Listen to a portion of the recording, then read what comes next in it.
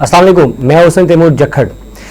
कल से मेरी एक न्यूज़ बड़ी वायरल हुई है नवाज शरीफ की अरेस्ट को लेके, और उसके ऊपर बहुत सारे लोगों ने व्लॉग किए, कईयों ने नाम लेकर किया उस खबर का तस्करा, कईयों ने बगैर नाम के किया, लेकिन वो खबर बड़ी वायरल हो चुकी हुई है। और मुझे एक चीज़ उस पर याद आ गई, एक माजी का एक वाक़या याद आ गया, उसके बाद इस सिलसिले को आगे बढ़ाते हैं।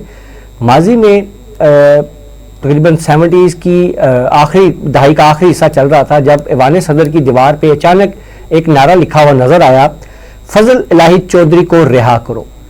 अच्छा, फजल इलाही चौधरी कौन थे और ये नारा किसने लिखा, ये तो मैं आपको वीडियो के एंड पे बताता हूँ, लेकिन ये मुझे याद इसलिए आया क्योंकि इस वक्त भी जाती उम्र की दीवारों के बाहर वही वक्त मुझे नजर आ रहा है कि यह नारा लिखा जाएगा कि नवाज शरीफ को रिहा करो। बहुत सारे लोगों का कहना है कि शायद ये खबर नहीं, ख्वाहिश है, लेकिन मैं ये बात बिल्कुल क्लियर करना चाहता हूँ कि ये एक खबर है।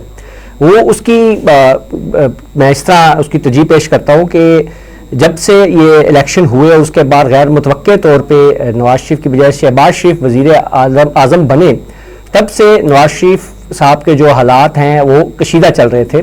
और आपने देखा होगा कि एक मखसूस सियासतदानों की जानिब से बारहा इजहार किया गया कि उन्हें ज़बरदस्ती हुकूमत दी गई है या वो चीज़ें पूरी नहीं हुई जो वो चाहते थे। ये बेसिकली उस एग्रेशन का इजहार था जो अंदर ही अंदर कहीं चल रही थी। और फिर हमने खबर दी थी कि ये नवाज शरीफ साहब वापसी के लिए पर तोड़ रहे हैं, बल्कि रेडी हैं। और मैंने अपने एक व्लॉग में जिक्र भी किया था, पहले किया था खबरें चलने से पहले, कि वो सऊदी अरब जाएंगे, वहाँ से लंदन जाएंगे, और अगर लंदन पहुँच गए तो वो कुछ 4 महीने लाजमी वहाँ स्टे करेंगे। वो व्लॉग आप देख सकते हैं, मौजूद है, उसके पूरी एक टाइम लाइन है, स्टोरी है। अच्छा, अब बात यूँ बनी कि जब ये सारे मामला चल रहे थे तो अंदरूने खाना एक मखसूस इदारे ने और कुछ आप समझ लें कि जो घर के अफराद हैं उन्होंने ही ये अज खुद पाबंदी आयद कर दी कि मियाँ साहब को बाहर ना भेजा जाए, क्योंकि ये बाहर जाके खतरनाक हो जाएंगे। खतरनाक का तो आपको पता ही होगा, तो इस वजह से उनको ये हाउस अरेस्ट कर दिया गया है।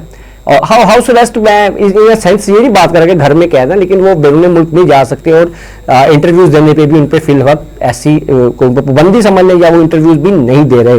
ताहम उनकी शदीद ख्वाहिश है कि वो जल्द अज जल्द यहाँ से निकल जाएं।